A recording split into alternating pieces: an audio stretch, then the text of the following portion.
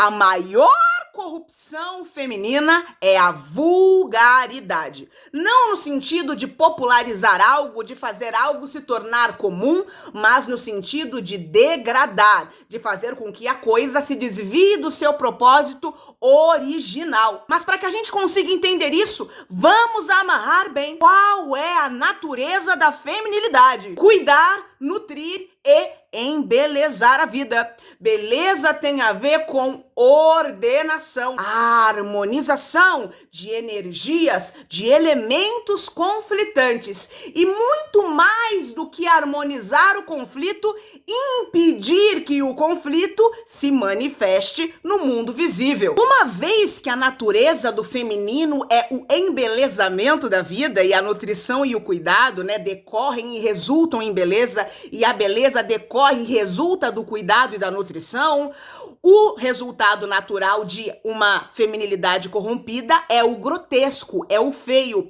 aquilo que nos causa repugnância, aversividade. Mas percebam que não estamos falando de uma beleza que se presencia tão somente nas vestimentas. Isso é o de menos, queridos. Isso daí é discussão infantil.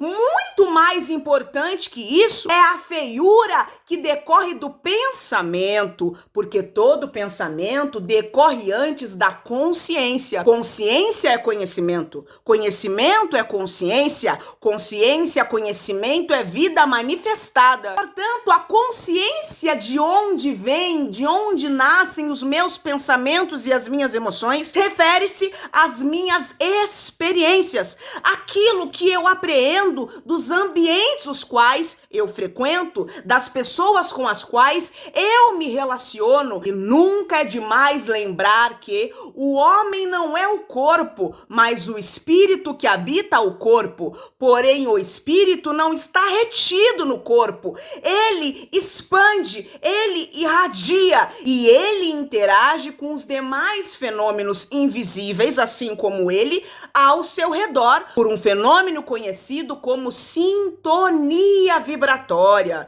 Portanto, muitas vezes nós estamos em um ambiente que é aparentemente muito cuidadoso, muito correto. Porém, os pensamentos, porém, os propósitos, as intenções das pessoas que estão naquele ambiente aparentemente correto são intenções malévolas, são intenções corruptivas, cruéis, más. E se eu tô ali por uma questão chamada afinidade, interesse. Então, nós estamos interagindo uns com os outros por debaixo dos panos, por debaixo da carne. Os nossos espíritos, as nossas intenções, os nossos pensamentos estão se conversando. E é assim que muitas pessoas atraem criminosos para a sua vida. Por quê? Porque eles muitas vezes são criminosos também. Desses casos que a gente tem visto, conheceu um namoradinho pela internet e decidiram juntos que iam cometer uma atrocidade contra a vida da mãe ou do pai de não sei quem.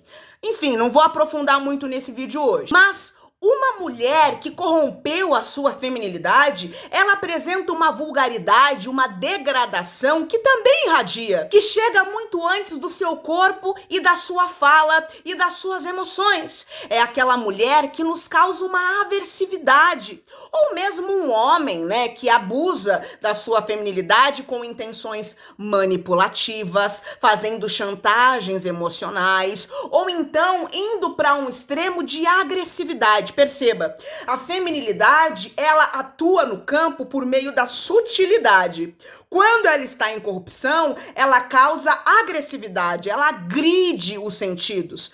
Porém, quando o feminino está equilibrado e harmônico, ele promove um grande arrastamento no ambiente, porém de maneira muito sutil, muito suave. Você nem se percebe sendo tragado por essa energia.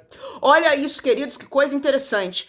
Então, muitas vezes, quando as mulheres usam de sedução, que é uma energia manipulativa, é uma força e não um poder, elas estão fazendo um mau uso da sua feminilidade, um mau uso da sua sensualidade. As mulheres Atrai, o feminino atrai. É aquilo que a gente chama da sutil arte de atrair.